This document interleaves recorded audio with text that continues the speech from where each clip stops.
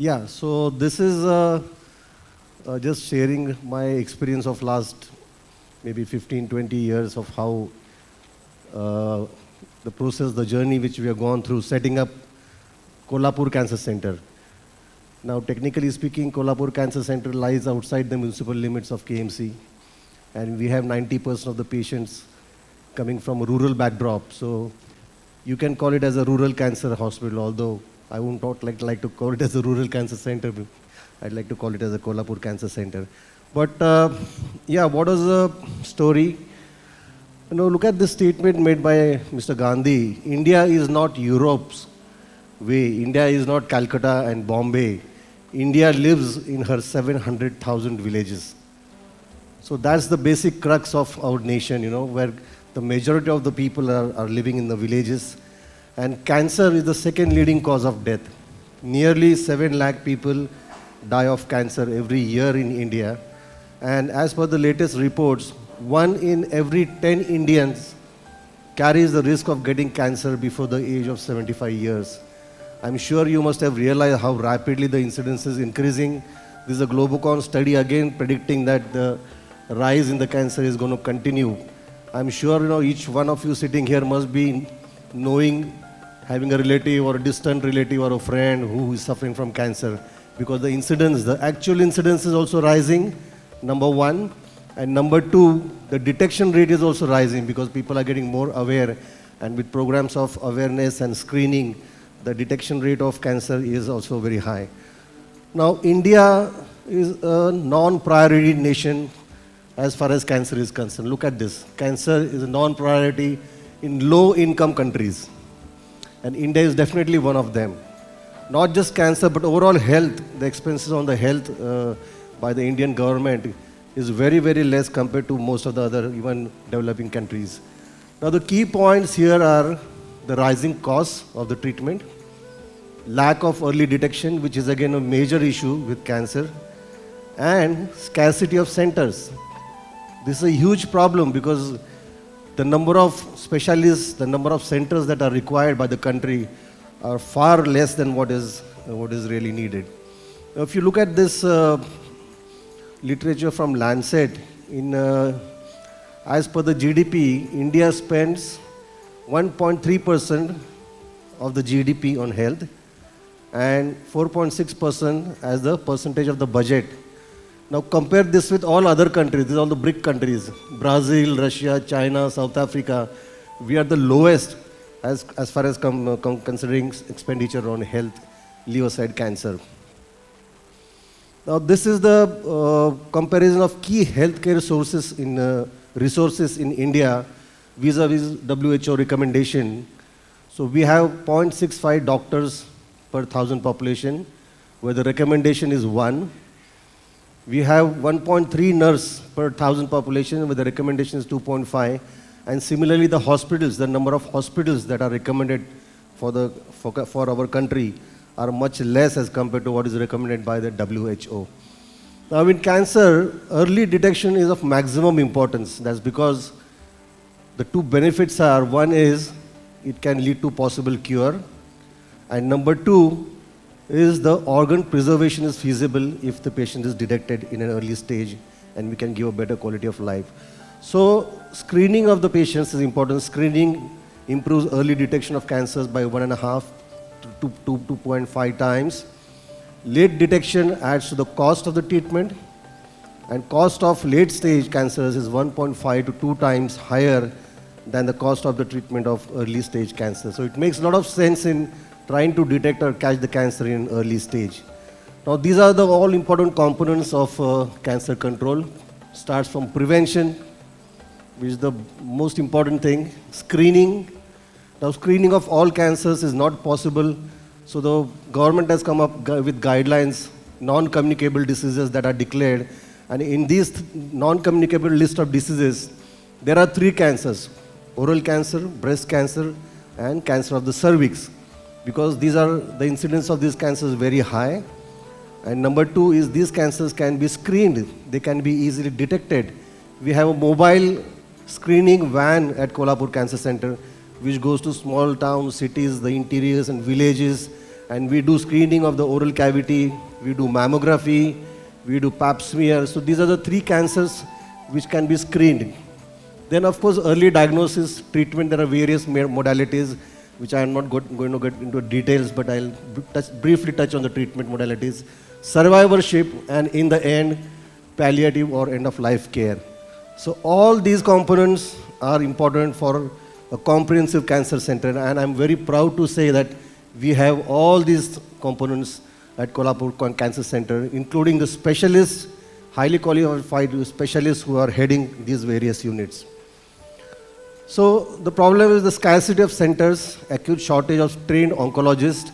As I've already mentioned, look at this data. The number of oncologists in India is just less than around 1,000, and the number of oncologists required by 2010, we are already 2021. So this is the requirement of the oncologists in the country, and this is what the actual facts are. Similarly, deficit in specialists. If you look at Maharashtra, if you just concentrate here, we are almost 1,500 specialists short just in the state of Maharashtra. So look about what the situation might be in the country. Current number of centers in India, cancer centers, are around 200, whereas the requirement is somewhere around 450 to 500.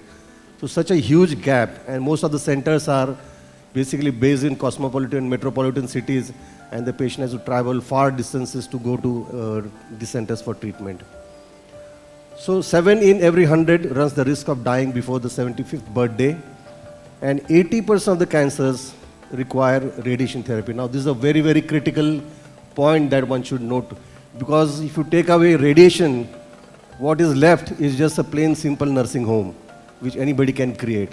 Surgical facility, chemotherapy ward, chemotherapy facility, it's fine. But what makes a cancer hospital a comprehensive cancer hospital is the radiation therapy facility. And nobody likes to put a radiation therapy. You know, we were the first ones to start the radiation therapy, a very high-end linear accelerator, triple energy linear accelerator with image-guided radiation therapy, which was the best at that time. And such that kind of a machine was not available even in Pune. Between Mumbai and Bangalore, ours was the only high-level machine at that point. And I was wondering that all these years, why Kolhapur didn't have a radiation machine? Forget about linear accelerator, not even cobalt. I used to hear stories that some XYZ senior oncologist was trying to put a cobalt in some XYZ hospital, but it didn't work out. So I was wondering, and I used to feel very embarrassed to the extent of being feeling ashamed that I used to perform surgeries and then refer patients outside to Pune or Mumbai or Bangalore this side for linear accelerator, or for cobalt, the patient has to be sent to Mirrors or Karad. And I used to wonder why radiation has not been put here in such a big city. You know the reason? Because it was a hugely loss-making venture. So let's not talk about anything else. It eventually boils down to the fact that at that point in time, it was a hugely loss-making venture. The investment versus the ROI, the return of interest, you cannot rule it out. You cannot totally say that I'm not going to think about the ROI. Otherwise, everything will go haywire. So that was the reason, but this being a critical facility, and I was every day, every night, I was spending sleepless nights thinking that why my patients had to travel far distances, and the radiation therapy goes on for 1 month, 6 weeks, and as it is, poor patients, they're traveling, suffering. So as I said, 80% of the patients need radiation therapy, either pre-operative or post-operative, and the demand and supply of radiation machines is in acute shortage across the globe. I'm not going into the details, but more than 50% of the patients requiring radiation therapy in low and middle income countries do not have access to radiation therapy. And the situation is dramatic in low income countries where 90% of the patients do not have access to proper radiation therapy. Now look at the deficit here. In India, percentage of patients access to RT is just around 36%. And the availability of, this is a teleradiation therapy unit, we are minus 899, so almost 900 units less, and so on and so forth. Radiation technologies, radiation oncologies, a huge problem facing our country. So the scarcity of centers in the tier 2, tier 3 cities, rural cancer centers, of course, were non-existent. And this is what there's a need for rural cancer hospital. We found that the regional cancer hospitals are few and inadequate. They are overloaded with work. Patients come with late presentations. There's a wastage of resources, and hence there's a need for comprehensive cancer centers at subsidized cost in rural settings. So there is a vast gap between the urban rich and the rural poor in India. Basic need of food, water, and shelter, these are of prime importance for people who are staying in the rural areas. Forget about health and that to cancer. For these people, cancer is like equal to cancel. They don't even want to think about treatment because of the cost factors involved and the inconvenience, basically. Healthcare and civic amenities take a second place. Inaccessibility to metropolitan cities, financial constraints, these are all the major problems. So these are the basic requirements that they're struggling to fulfill, our poor population staying in the country. Food, water, this is the situation, most of the places in interiors of India. There's an acute shortage of water, good schools, that's a big problem. And transportation, again, is a big problem. To get the patient every day for radiation therapy to center in the major city, that's a big problem. So there are moments in our lives when we find ourselves at crossroads. The choices we make in those moments can define the rest of our days. So when I finished my training at Tata Hospital, I also had some kind of a similarity with Dr. Bhupali sir, because we belong to the same institute, say GS Medical College and KIM Hospital. But after that, I studied in Tata Hospital and did my fellowship in thoracic surgery at Sloan Kettering, USA. And then I came back, so I was wondering what to do, because there were so many opportunities. I could have settled in big cities, abroad, or what to do at this point in time.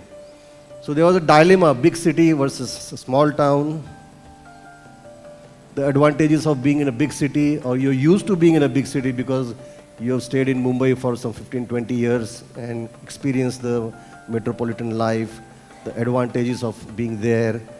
You go abroad, you earn in dollars. A lot of my friends, my colleagues who are already, immediately after finishing the studies, they went and settled outside, either in US or Canada, and started earning in dollars, where we were struggling here, owning swanky cars there. Or to come down to smaller tier 2, tier 3 cities, to our roots, where the lifestyle is completely different. This is the kind of the population of the cities or tier 3 cities where one would like to practice, earn in rupees instead of dollars, and this kind of a rural backdrop. This is kind of the transport which I personally have used very frequently. In the initial stage of my life, I was staying in Sangli with my parents, and I used to do up and down from Sangli to Kolhapur every day in this Lal Dabba ST bus, which used to say, Hath Dakhwa, Gadi Thambwa.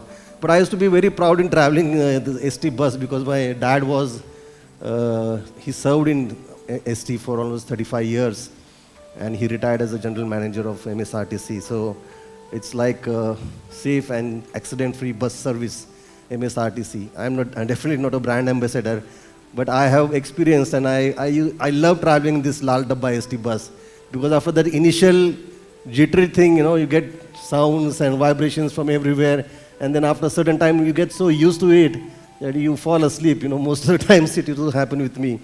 But those were the initial days. Eventually, when I left Tata, then I decided to come back to my roots. We have to get used to the idea that at the most important crossroads in our lives, there are no signboards. It has to be your intuition, your personal decision, and this is how my story started. It started here, right at the footpath opposite Tata Memorial Hospital, which was my alma mater. It's a great institute, but me and Dr. Reshma, we were dating at that time. So she used to come sometimes, once in a month we used to meet. And this is the picture which is still the same. Even today, if you go to Tata Hospital, you still see the similar picture there. And this is what used to hurt us. These are the patients who are on the waiting list for treatment at the Tata Memorial Hospital. And one rainy day, when Dr. Reshma and myself, we were standing at the bus stop. We saw a patient from our area with a Ryle's tube, and his wife was, she had made a small chula, and she was making a rice water to be fed through the Ryle's tube. And this patient, when he came to my OPD, after a few months of waiting, by the time he came, the disease had gone beyond treatment. So this was the situation, and this was when we decided that nothing doing, we are going back to our roots, we are going back to our place where the facility is not available. Though the burden of cancer involves the entire nation, but the rural and underprivileged population represent majority of the patient. That is the sad story. So setting up of Kolhapur Cancer Center, we chose here, basically I am from Sangli, and after deciding to leave Tata Memorial Hospital, I was supposed to join Siddhivinayak Cancer Hospital in Miraz. That was the entire plan, and I had shifted there, but somehow I was refused a job at that hospital for reasons best known to the management. So eventually I was planning to go back to Tata because my bosses wanted me to come back and continue as a consultant. But I would like to thank Dr. Niranjan Shah and the entire Lotus group here. Dr. Shirkesar was also part of that initially. They pulled me to Kolhapur, and they saw to it that they just didn't pull me, but that I stayed back. Because a lot of initial days it was almost like a shock coming from Mumbai to Kolhapur, and sort of so much of a difference in the work culture and the work atmosphere. But we stuck here. And why Kolhapur? Because we felt the need of the Western Maharashtra population was there for the cancer facility. And we felt the right of poor patients to get standard treatment was there. Just being poor doesn't mean that the patients should get any kind of substandard treatment. So with the population of around 35 lakhs, the entire district, no comprehensive facility available here, this was the facility proposed. Surgical oncology, medical oncology, radiation therapy, we got the best of the machine at that time, intensity modulated radiation therapy, image guided with VMAT technology, brachytherapy. This is again a big story. Do you know, even today, apart from Kolhapur Cancer Center, there is no brachytherapy center around in Southwest Maharashtra. There is one brachy, I think in Karad, which is old-time Cobalt. But other than Kolhapur Cancer Center, there is no brachytherapy around. Can anybody guess why? It's a simple guess. Cost, yeah, it's not cost effective. But we got it, we got it on day one itself because the patients need it. Sometimes you have to, can't always keep on thinking about the cost, because if you don't have brachytherapy, the radiation therapy cannot complete, especially in cancer of the cervix. The external beam radiation therapy has to be completed and coupled with internal beam, that is brachytherapy. Only then you'll get the best possible results. But the problem with brachytherapy is it's hugely loss-making. Even today, we are bearing a huge loss because the brachytherapy, it has a limited half-life. The iridium wires, radioactive wires that go inside the uterus, they have limited half-life. And it's a hugely loss-making venture, but we are sticking to it because the patient treatment quality should not be compromised. Then we have an oncopath, dedicated oncopath lab. We have a histopathology department. We have a frozen section for the first time again this area. We have immunohistochemistry facilities. Dr. Sarunke sir will understand what I'm talking about. Radiology, we have these facilities, pharmacy, other. These were all planned in the first stage, and we already achieved it. Second stage, what we had planned, I'll come to it later on subsequently. But these were the basic requirements, at least half an acre of land. Eventually, we bought 5 acres, which is outside the city. But the total budget that came to was 50 crores at that time, and with no financial backing. So there were options we had was whether to get into the joint venture, something like get people together and get into profit sharing, make people invest, either doctors or non-doctors, non-medicos or businessmen. Other option was a group investment amongst doctors only. And the third option was whether to go solo. And fortunately, we went with this option. Why fortunately, I'm telling you, because I'll tell you in the subsequent part, because otherwise, if it had gone into any of these, it would have been a big disaster. Now, of course, it's become an institute and now it's a different ball game. So this was the land and site development cost, infrastructure, machinery, equipment cost was the heaviest, and the total project cost was 50 crores. The implementation was supposed to occur in 11 months. Once we started, this was a estimated revenue, including chemo, radiation, surgery. These were the projections. This was supposed to be the revenue. This was the proposed expenses, and then this was supposed to be the proposed profit. Everything looked very, very fine on paper. But when it actually started, it was absolutely the other way around, upside down. So the beginning, to get the land itself, I was struggling for 2.5 years to get a proper land, because to get a land in the city with proper parking facilities, and if somebody else, some neighbor objects, there are examples across the country that land has been bought in the city and they've applied for radiation. The radiation permission has been approved by the AERB, but some neighbor has put a complaint in the court and the case is stuck over there. So we didn't want this to happen. Luckily, we bought a land which was just on the outskirts of Kolhapur. ती जागा जेव्हा आम्ही घेतली तेव्हा लोक म्हणायचे, म्हणजे लोक मला वेड्यातच काढायचे की अरे तिकडे बघ आता काय, आणि त्याच्या बाजूला दुसरं एक हॉस्पिटल होतं. I don't want to take names, पण तेव्हा एक हायवेवरती अथायू हॉस्पिटल होतं बहुतेक, आत्ताचं अथायू, पण तेव्हाचं नाव वेगळं होतं. ते जे बंद पडलं होतं, ते म्हणजे एवढ्या लांब तू जाणार, ते हॉस्पिटल बंद पडलं आहे, तुझं पण हॉस्पिटल बंद पडणार, विचार कर.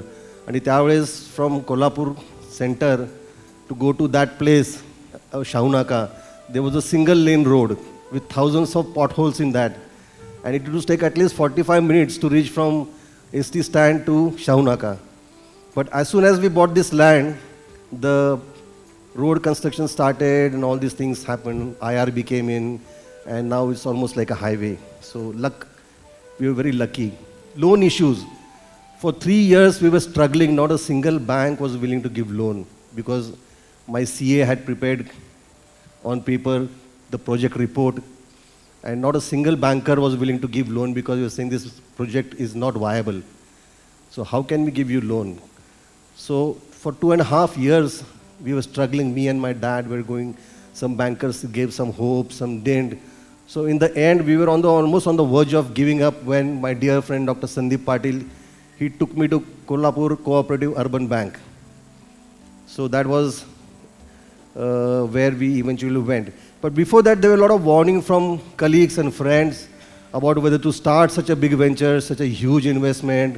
They were telling me, you are a surgeon, why don't you concentrate on surgery? Why you're getting into venture of starting a cancer hospital, which is none of your business. आणि काही लोक प्रेमाने म्हणा किंवा काही वेगवेगळ्या मार्गाने सांगायचे. One of my friends from Karad, who's a senior surgeon, he sent indirect note to another friend की अरे ते सूरजला सांगते ह्याच्यात पडू नको फंदामध्ये, नाहीतर तू रस्त्यावरती येणार. And he was the chairman of a bank in Karad where I had applied for the loan. So these were the kind of feedbacks. And around the same time, one unfortunate thing happened was there was a sudden death of Dr. Neetu Manke. He was in the process of creating that huge cardiac center, and he had a sudden MI. The cause we don't know, but people were trying to correlate that, look, he went into such a big project, such a promising project, and with all the stress. So you learn from what has happened and you back out, you don't get into such things. So these warnings from friends, sometimes they were genuine, sometimes they were not. You need to overcome the tug of people against you as you reach for high goals. So we approached nationalized banks, cooperative banks, all of them refused. Eventually we went to Kolhapur Urban Cooperative Bank, and that was my last chance. I thought if these people refuse, then I am not going to put the cancer hospital. I'll concentrate only on my surgery and let's see what happens. So what happened here with this bank is there were 10 board of director members sitting across to take a decision on whether to grant a loan for this cancer project. So me and my dad went there, and for your information, Kolhapur Cooperative Bank is started by Chhatrapati Shahu Maharaj 100 years back with a very social intent. And I brought up all these things in front of the board of directors. I pleaded like as if this was the last day of my life. And I just tried to tell everybody that this is a social project, there's a need. There are a lot of poor patients in this area who have to travel far and wide and go for treatment. They're suffering and we should help them out. So please grant me a loan. And to my biggest surprise, and I was very happy that they granted me some loan, through which I could buy the land and then start the process. And then I realized that all those 10 people sitting there who were the board of directors, why they granted the loan to me? My calculation was that, what my guess is that they granted loan because all of them are typical Kolhapuri people. They didn't think too much about the finances. They just got carried away emotionally with the kind of the project and the appeal that I made. So you have to work with multinational companies to buy the machines. You have a lot of problems with this civil work. We are not trained to interact with builders, contractors, electricians. At every stage, it's a big struggle. Red tapeism, getting permissions from Atomic Energy Regulatory Board. Then there are some issues which have to be settled under the table, where we are not trained in doing all these kind of things. And then this was the piece of land. It's a 5-acre land, which you all know now. It's just across Shahunaka. Slowly the construction started, the building started taking shape. And this is how, and while this whole thing was going on track, we had an experience with an Indo-American company. This guy who was nominated as a director, he was an Indian, but he came to me for representing one American company that was selling remanufactured radiation therapy machines, refurbished, and it came at half the cost. So I was very happy. I said, oh, if you can save that much money, huge amount of money, and I can pass the benefit to my patients. So he showed me a paper with all the permissions written, and I, like a fool, I believed in him, and I transferred a huge amount of money into his account, in the account of that company, the company which was based in US. And then when I went to ARB to check up why things are not moving forward, then I realized that there was the other side to that page, which had all the preconditions, and this company had not fulfilled any of those preconditions. So I lost whatever loan that was given, partly, most of it I had lost. And why I'm saying here, lucky now we were solo, we were doing it everything on our own, because if we would have done this project in a group, I was sure that people would have blamed me. They would have said, "Isne to paisa khaya isme." But here, I was only to blame myself and nobody else. So though whatever money was there in the bank, it was gone. So half the truth is worse than a complete lie, which I realized because that person told me only half the truth, and sometimes it's very difficult to believe when people convince you so much. So we were back to bank balance zero. What to do? Stall the project or go ahead and complete it? So we went back again to Chhatrapati Shahu Cooperative Bank, our friendly bank. Again, we explained the whole story. Again, we, pleaded in front of them. So again, they bailed us out with giving some additional loan, and we could go ahead. So there were budgetary constraints. There were construction hurdles, bunkers. The construction of the bunker, it's a very special thing. The bunker, it is called as a bunker. It has 8 feet walls of pure concrete, including the ceiling. So there was no architect in this region who knew how to construct it. My architect Samir Joshi and I used to sit with the guideline book from AERB together, and we used to work it out, and that's how we built this bunker. It's a huge thing. So if there's, and jokingly we say that if there's some war going on, when the war starts and there's bombing, then you can be safe inside this bunker and nothing is going to happen. So this is the inside of the bunker. A lot of labor issues that we had to deal with. And when again things were going smooth, suddenly one fine day a political party issued a fatwa that all the North Indians who are in Maharashtra should leave Maharashtra immediately. Now this was not in our plan of action. We had not anticipated it. And they left. And there were no Maharashtrian laborers who were willing to work. So for 3 months, all these people from North India, they left because of the threat issued by a political party. Which party? I'm sure you all can guess easily. But these are the unexpected problems that came our way. For 3 months, the work was stalled and the bank installments had to be paid. So dealing with contractors, builders, electricians, for the first time I realized that there are so many festivals in India. Every festival, people take holidays and they're off. I never knew there were so many of them. You can really be surprised if you count how many official festivals and official holidays are there. Apart from there, the people take sickness leaves, and then sometimes there are delays due to no reason at all. Lack of professionalism. In tier 3 cities, this is a big issue. You have to deal with people who have a complete lack of professionalism, and if you start shouting at them or treating them hard, they leave you. They're not bothered. They're not bothered of that they'll lose their work or job. They just disappear. So it is a very tricky situation. Then critical approvals are there, hospital approvals, Bombay Nursing Act, fire safety, approach road, biomedical waste. This approach road again was a big issue. We had to build from the highway to the location. There was no road at all. So we had to acquire that land and build a road ourselves, which the government was supposed to build. Now dealing with the Atomic Energy Regulatory Board. I think there was a lecture by one ARB, I missed somehow, unfortunately I missed it. So they have very strict laws. The time for approval taken for just approval for the machine is around 3 months. Plan approval of the site, there are a lot of technical things. Machine approval, quality analysis, and Atomic Energy Regulatory Board is supposed to be the most strict organization in the whole world in this field. Even the American board or the other people, European board, they are milder and they have rules which are much easier to handle than Atomic Energy Regulatory Board of India. So we had to go through all this entire process. So the finalizing machine was again, it was like swimming in untested waters. Because you never know what is the actual cost of that machine. Whatever figure they tell, you have no idea how much this machine, the higher end machine that we had bought at that time. No technical know-how, potential exploitation at every level. But whatever deal we got, we thought was the best for us. And at the end of it, when everything, the money was over, we realized that we had to pay a heavy 12% customs duty. We thought that it's a social work, it's a radiation machine, we're treating patients here, it's related to health, we're creating a facility, and that the government should at least waive off or reduce the customs duty.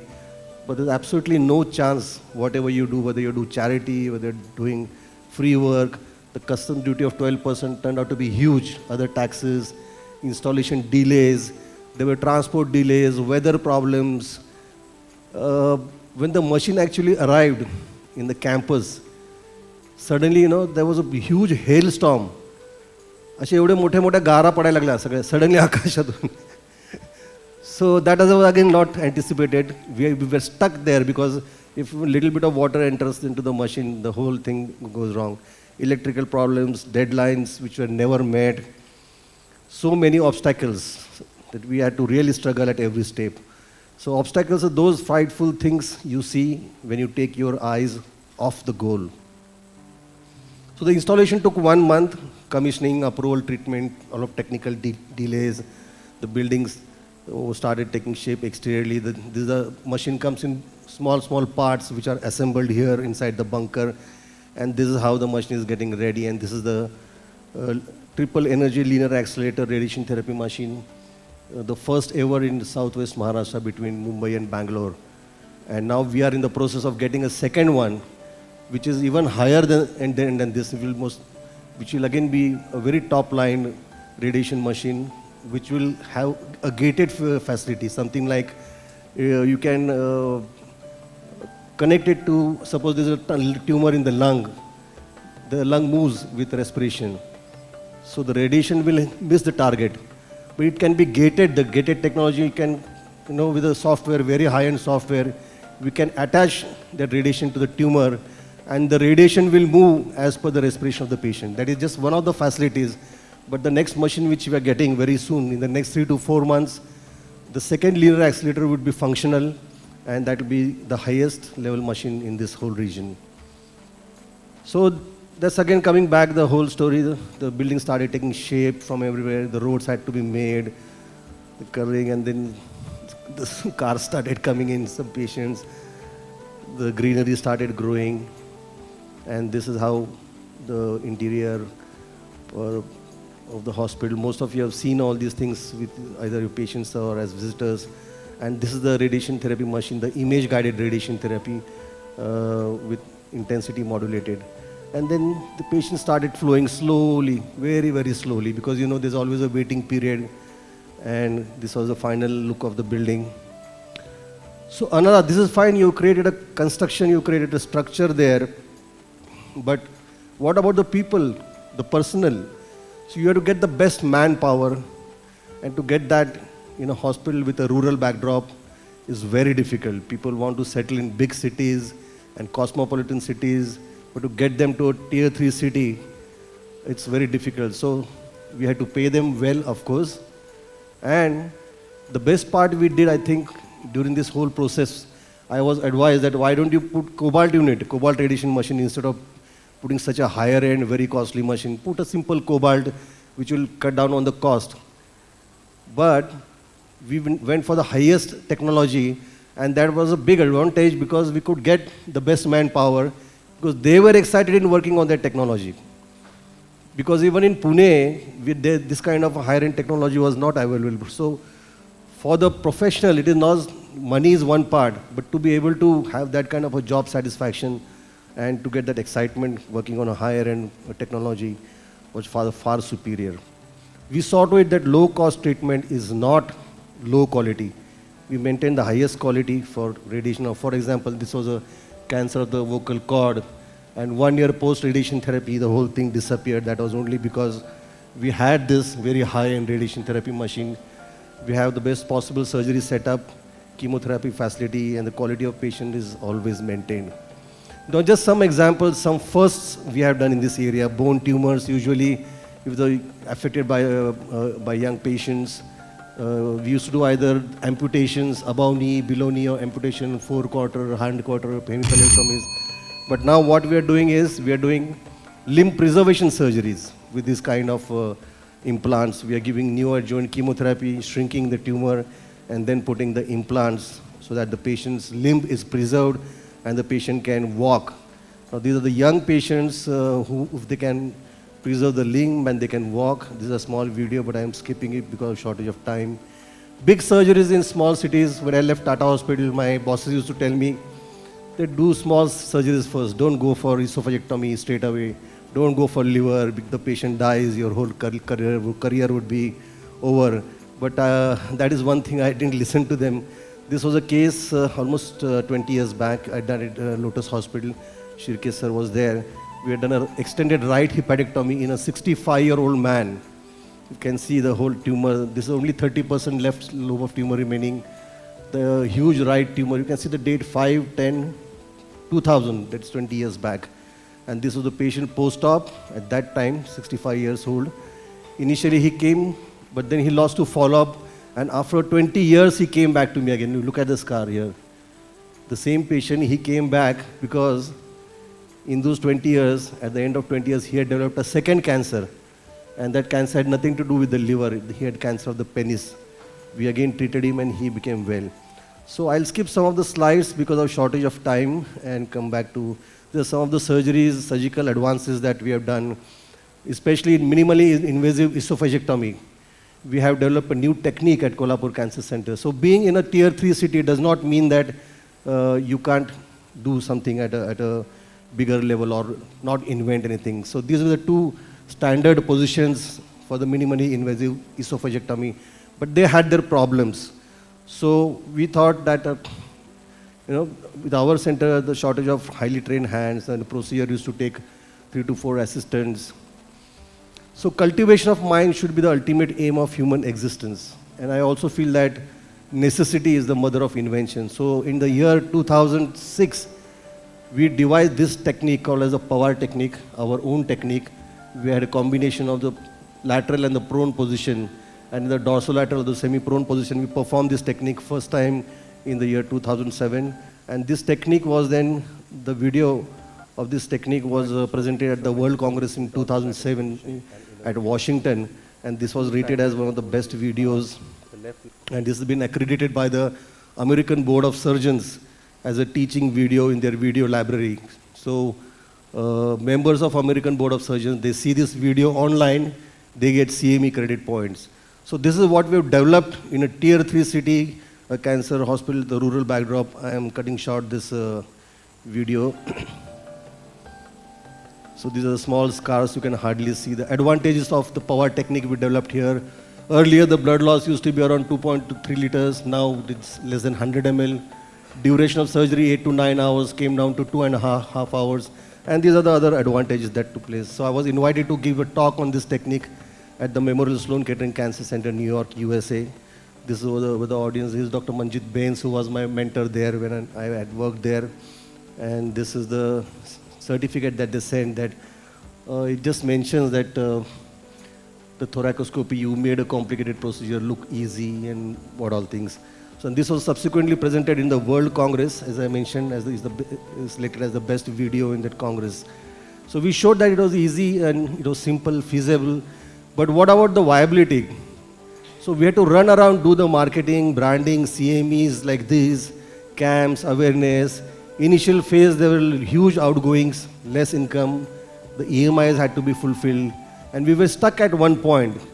But I always believed that when you want something, all the universe conspires to help you to achieve it. This is by Paulo Coelho, but I think the more famous Hindi dialogue by Shah Rukh Khan, which is that movie, Agar Kuch Chahte Ho Dil Se To Puri Kainat, something. So that is more famous than the original Paulo Coelho's statement. So when we were stuck, suddenly, out of the blue, we got this Rajiv Gandhi Arogya Yojana and all these government schemes. They came as a blessing. Because when the patient flow was less, suddenly these schemes started and the patients started flooding in the hospital. And I was wondering all this time, we were lucky actually that it all happened together. The machine started, the hospital started, and the schemes came in, and the most biggest beneficiary were the patients in this area. So I was wondering, where were all these years, where were these patients before the schemes came in, before the free schemes came in, what were they doing? Were they underwater? Were they hiding in the jungles? Where were they gone? Because we started the hospital for almost a year, and the patient numbers were less, and suddenly, when the schemes came in, they all started rushing in. But then we realized that these patients, they would rather prefer to die at their home with cancer rather than get treatment because it used to be very costly. So the most truthful way, just 2 minutes, I'll finish. The truthful way to serve God is to serve the poorest man. So this is a statement by Mahatma Gandhi. First they ignore you, then they laugh at you, then they fight you, then you win. So we went through 4 stages. When people say, oh no, it's not going to be possible, this project is impossible, then some people started saying that it started, but it will surely very soon shut down because it's not viable. There were people to oppose, make adverse remarks, refer patients elsewhere in spite of the patient being in the city. All sorts of things, and quite a few of us have gone through all these things. And the last phase now is we have visitors from all over the country to kind of come and study this module of how this cancer hospital is working. We have all these NEBH, we have cancer registry, population-based. We are a teaching institute with all these fellowships under the MUHS. We have a charitable trust with a mobile cancer unit, which goes and does cancer screening and a lot of other camps. We are enlisted as one of the free treating cancer hospitals. Miracles happen only if you believe. So rural cancer care, low-cost cancer care is the myth or a reality. It is definitely a reality. We have shown that how it is possible. And to succeed, I heard in one TED talk, to succeed, it doesn't require IQ or EQ, that is emotional quotient, or SQ, social quotient, skill, talent, hard work. Nothing is necessary. What is necessary to succeed is what is called as the grit. And the grit means passion and perseverance. This was a TED talk which I happened to hear somewhere by Angela Lee Duckworth. So it's a teamwork eventually. No matter how you far set your foot on the moon, no matter one day we'll reach the Mars, but the final destination is 6 feet under right here on this earth.